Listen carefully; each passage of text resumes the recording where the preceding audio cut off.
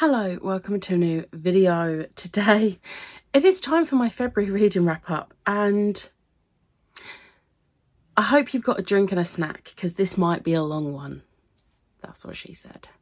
So in the month of February I took part in Series TBR-a-thon. Now there was a bingo board, and the bingo board had 25 prompts on, and I specifically said in my TBR video, I'm not picking a book for every single prompt. I don't need to complete the whole board. Friends, I completed the whole board. Now I did only complete 24 books, but I did DNF a book and it still counted for the prompt because I still got the book off of my TBR. So I did DNF Harrow the Ninth by Tamsin Muir. I'm really sad about this one because Gideon the Ninth was like one of my favourite books the year I read it. And I probably would still enjoy Gideon the Ninth if I read it again.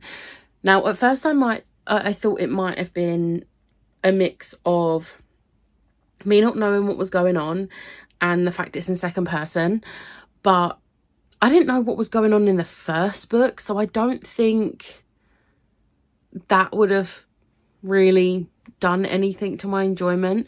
It being in second person definitely did affect my enjoyment, but the main reason was I was just extremely bored.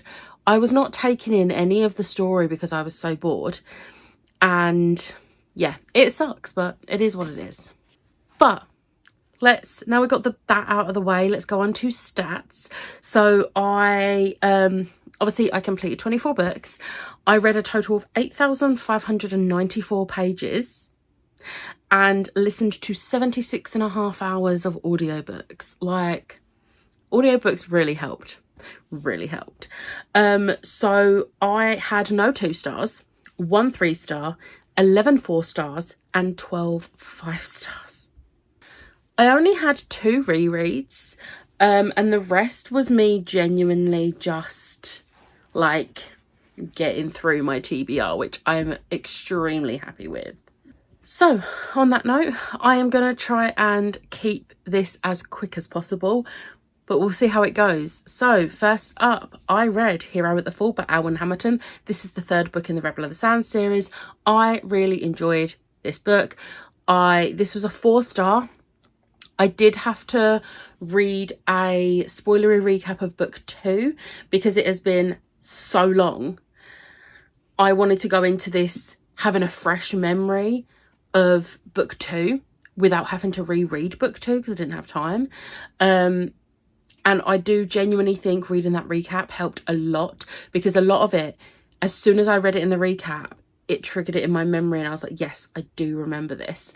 So yeah, I really enjoyed this. This was a really good ending to the series. I didn't cry as much as I thought I would, which is weird because I watched my friend who doesn't cry at books read this and she was a mess. And that's why I put it off for so long. But I didn't cry as much as I thought I would. Which, yeah, maybe that's why it was a 4-star, not a 5-star. Didn't make me cry.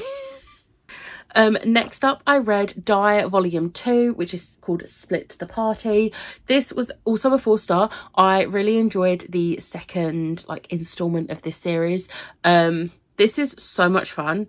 Yeah, it's sort of like Jumanji but with D&D, and it is just amazing, and the artwork is just so cool. And I need to get the rest of these. I think there's only 4 volumes. I need to get the other 2 volumes so that I can read those 2. Next up, we have Spy Family Volume 2. This was a 5-star. I am fully obsessed with Spy Family now. Anya is the cutest little thing. I love her. She's great. But it was really fun seeing the characters develop a little bit more with their relationships and that. And it was just so much better than the first volume. So much better. Next up, we have Monstrous Design by Kat Dunn. This was a 4-star. This is the 2nd book in the Battalion of the Dead trilogy, and I read the first book so long ago. This is another one I had to read a recap of the previous book. But I then straight away got straight back into this, and I did get really excited at one point because, unrelated to the story whatsoever, but part of it takes place in London, and they mentioned a specific place in London, and that's actually where my work office is. So I got really excited because my work office got mentioned, essentially. But yeah, this was a great middle book, I think, and I'm really excited to continue it, and book 3 is on my TBR for this month, so I'll be finishing this series. Next up, we have Escaping from Houdini by Kerri Maniscalco. This is the 3rd book in the Stalking Jack the Ripper series. This was a 5-star. This series just keeps getting better. I have seen so many people over the years be like, oh, the 3rd one's like the worst. Excuse me. That is incorrect. This has been the best one so far.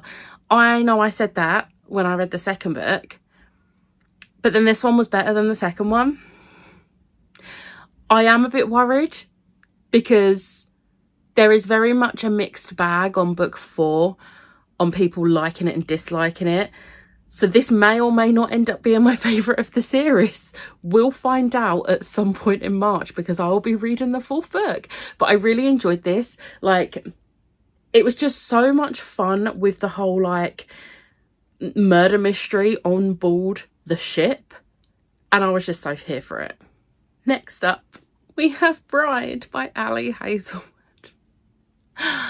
I was genuinely worried about this. Now, when I read Check and Mate, I was worried because it was her first YA romance. And I was like, I'm not sure if I will enjoy it. And I ended up loving that. I had nothing to worry about. But then when this came out, this was a very different type of worry because this is like Omegaverse. And I know there is a lot of people that say Omegaverse can't be Omegaverse if like it's a straight relationship, which I do agree with to an extent, but we're going to bypass that fact for a moment. I was worried about this because I don't like Omegaverse. I tried reading it when I was younger, like every teenager of my generation seems to have done, and I just did not like it. I have read a few since, and again, like fanfic wise, and again, haven't really enjoyed it. But it being Ali Hazelwood, obviously I was giving it a chance, and I loved this. And I am very tempted to try out another Omegaverse book and see if it was just the fact it was Ali Hazelwood.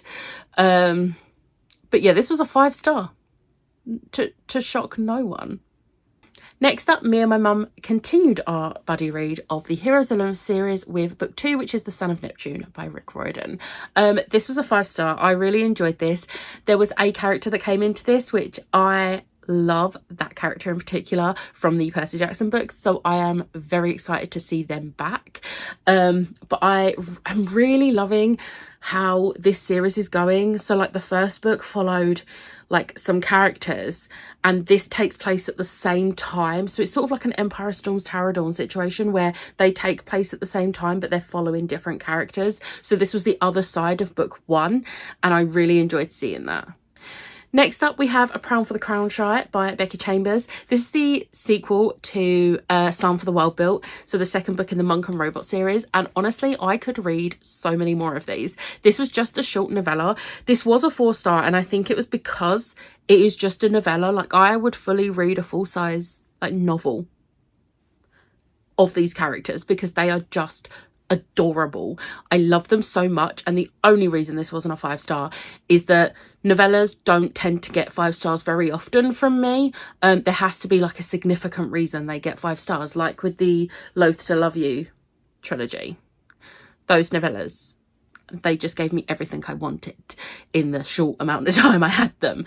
But yeah, next up was Neon Gods by Katie Robert. So this is a Hades and Persephone retelling. This is a really like mafia type romance. Now, I don't like mafia romance, but when Katie Robert writes it, I'm here for it. Because the Wicked Villains series is a mafia romance, and it's one of my favourite series. And I really enjoyed this, and I will definitely be continuing this series. But I'm not going to delve into other mafia romances. Unless they're written by Katie Robert, I don't want them. I think I forgot to say this was a 5-star. Next up, my copy is still at Ashes because I physically could not bring it home because I bought it whilst I was there.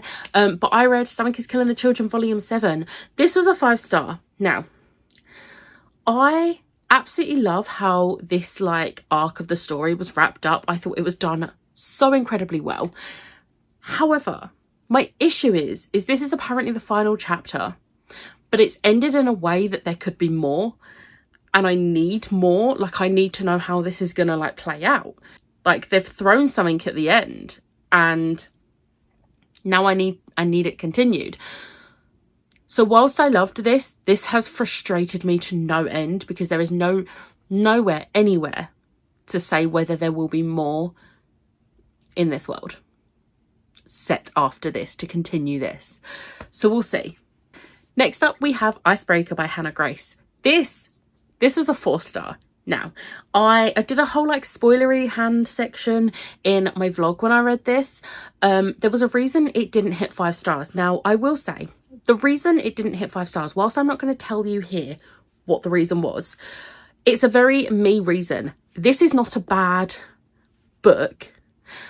I personally don't like a direction she went in for the epilogue, and that is the only reason it got a 4-star, not a 5-star. But overall, this book was incredible. I loved the characters, I loved the romance, I loved the friendships, and overall it was just great. I just wish the epilogue had been a bit different. Next up, we have Barbarian's Touch by Ruby Dixon. This was a 5-star, and I think this might be my favourite in the series so far. Now, I said that about, not the last book, the book before. I think it was book 5 I said that about. Was it book 5? I need to see the names of them, because I'm pretty sure it was Barbarian's Prize I said that about, so book 5.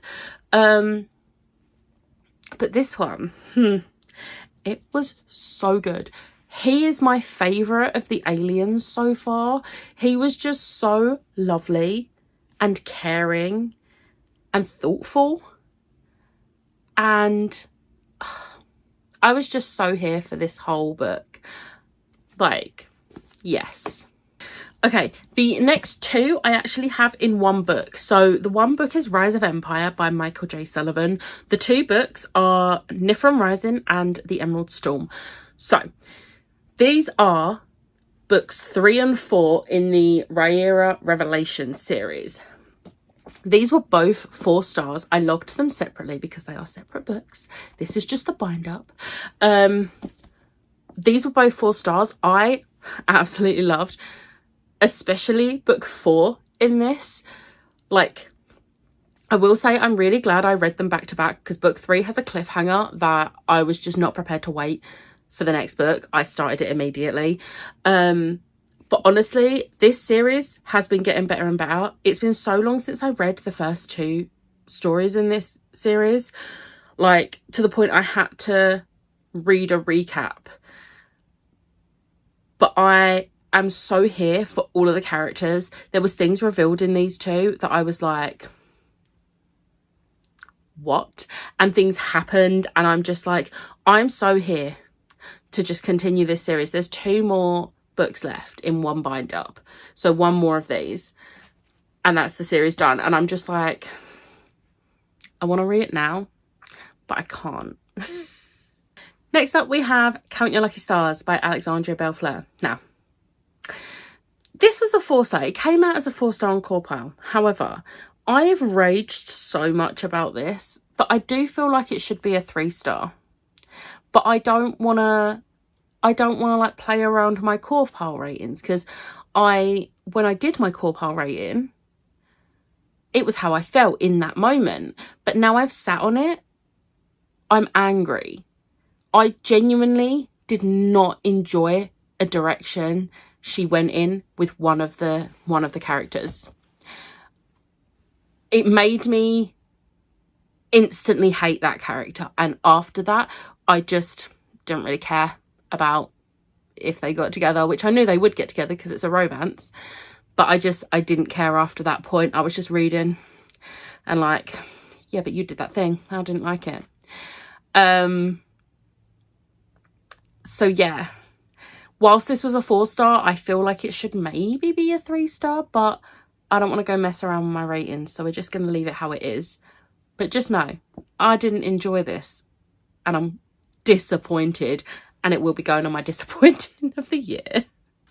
Next up, I read The Citrine Key by L.L. McRae. This was a 4-star. This is a novella which takes place in the Dragon Spirit series.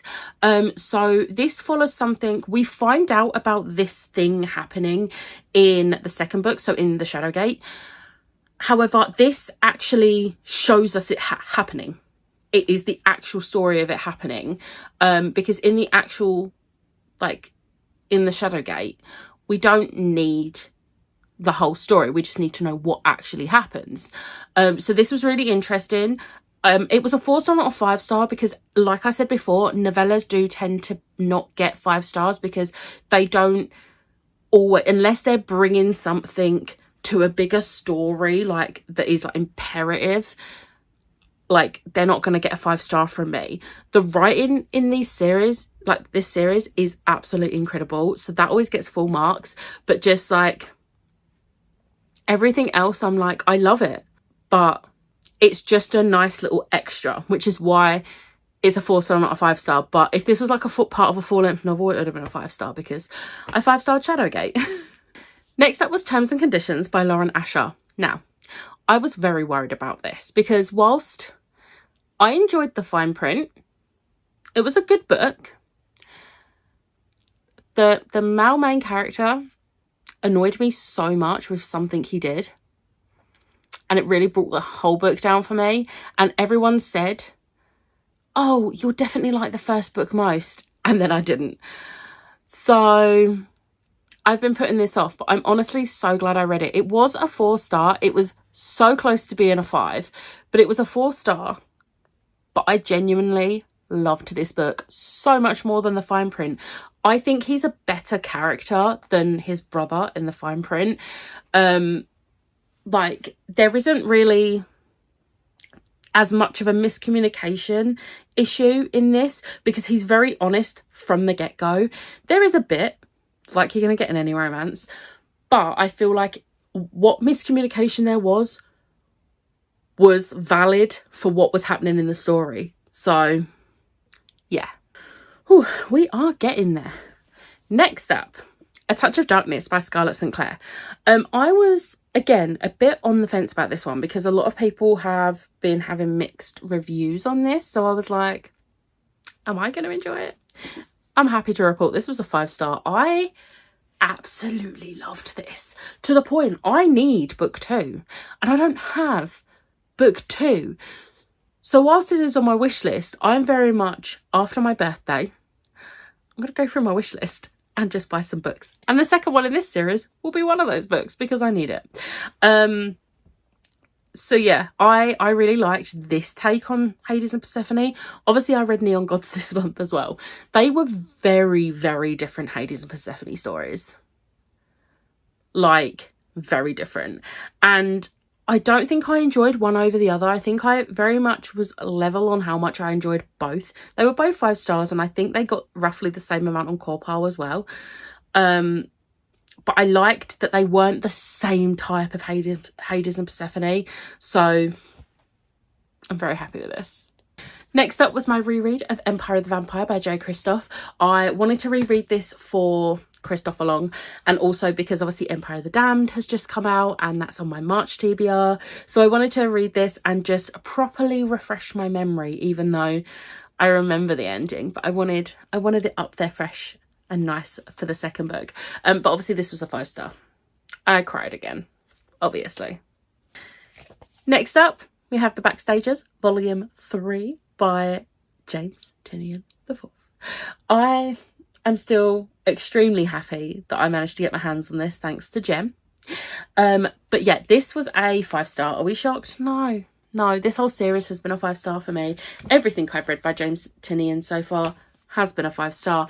I really liked how this was sort of like a collection of like shortish stories set around the holidays. So there was like some Valentine's Day ones and some Halloween ones, and I really enjoyed them. I thought they were so well written and they were just fun, and that's what I love about this series. It's fun but also weird. Next up we have Skyward Volume 1 by Jo Henderson. I have had all 3. I've got volumes 2 and 3 here. I've had all 3 of these volumes for the longest time. This was gifted to me a while back. It doesn't say when it was, but this was a few years back, and I just don't know why I haven't gravitated towards it. And yes, I have deliberately said gravitated because of what book I'm holding. If you know, you know. But I'm really glad I finally read this. This was a 4-star. I don't know if volumes 2 and 3 will also be 4 stars or they'll be 5 stars. But either way, even if this is a solid 4-star series, I'm happy with that. The artwork is amazing. I loved her as a character. She was great. And just the whole story behind what has happened was genius. And I'm here for it. Next up was Mina and the Undead by Amy McCall. I finally read it, friends. This has been on so many TBRs and I just haven't got to it. And I think part of the reason I haven't got to it is because there's no audiobook. And the last year, I have struggled to read physically. And obviously in January, I figured, I can just read it. I can split pages out as if it was a buddy read and just read a set amount a day. So I planned on reading 100 pages on the Saturday, 100 on the Sunday, and then 100 on the Monday. I read Saturdays, and then on Sunday, I was reading, and it wasn't until I had got 150 pages into that day that I realised I'd read into next days. So I ended up just finishing it then and there, binging 200 pages of this in a day, which that has not happened with a physical book for so long. And I think that says a lot about this book. This was so good. I had some issues with the romance side of it, but not enough to overall affect my enjoyment. I still loved the whole vibes of this book. I genuinely cannot wait to read book 2. And now I know that I can get through a physical book like this. I'm not as daunted to read book 2, although I would really like audiobooks for this because I feel like an audiobook would be amazing for this. But I really like the mystery element. The whole New Orleans thing was just, I love New Orleans for vampire stories. They're just great. And this was so good. I also would like to say my issues with the romance side of it are very much a personal preference thing and nothing bad on the writing. I feel like I should clear that up because I don't want people to think the romance is bad. It's not. It's just not a preference for me. The same as when I was talking about Icebreaker. The thing that happened doesn't make it a bad book. It was just not my personal preference for a romance. We are almost there. We've got 2 more. So next up is Tower of Dawn by Sarah J Maas. This is obviously a reread. I tabbed the hell. I genuinely thought this is one of my least favourites. I'm not going to tab a lot. I tabbed so much. I really enjoyed rereading this, and I actually enjoyed this more this time than I have the previous 2 times reading it. And I do partly think it's to do with the fact that I tabbed it. And I'm really happy with that because this does follow my least favourite character in the series. But this is also the book where I stop hating that character. So, win-win. And then the final book I read was Highly Suspicious and Unfairly Cute by Talia Hibbert. This was my 3-star of the month, so not a great way to end the month. However, my reason for this getting a 3-star, not a 4-star, is so unbelievably petty. It is based on one comment a character makes about 2/3 into the book about how long distance relationships don't work. And after that, I didn't care. I didn't care what this character said. I was fully like, no, I'm done with you. And I just wanted to get the book read at that point. I was honestly so disappointed in that because I was enjoying it up until that point. But here we are. Okay, so that was my February wrap up. I have to hold these books up for a thumbnail and I don't know how I'm going to do it. So that's going to be interesting. We'll see what I end up with. Favourite book of the month. So Bride and Something is Killing the Children Volume 7 both got 10s on CAWPOL. However, this one is not my favourite because the ending made me angry with the fact I don't know if there's more to the story or not. So my favourite book of the month is Bride by Ali Hazelwood. Otherwise it was going to be tied. But it's Bride.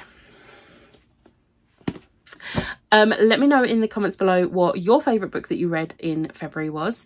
I'm very happy that I took part in Series TBR-a-thon because I managed to get through so many of my series. I think I finished 2 series and continued about 6 or 7. And then I did start a few, but the ones that I started are ones that I already owned. So I don't feel bad about that. So yeah, I'm very happy with that. But I hope you enjoyed this video. If you did, hit the like button, hit the subscribe button, and I'll see you next time. Bye.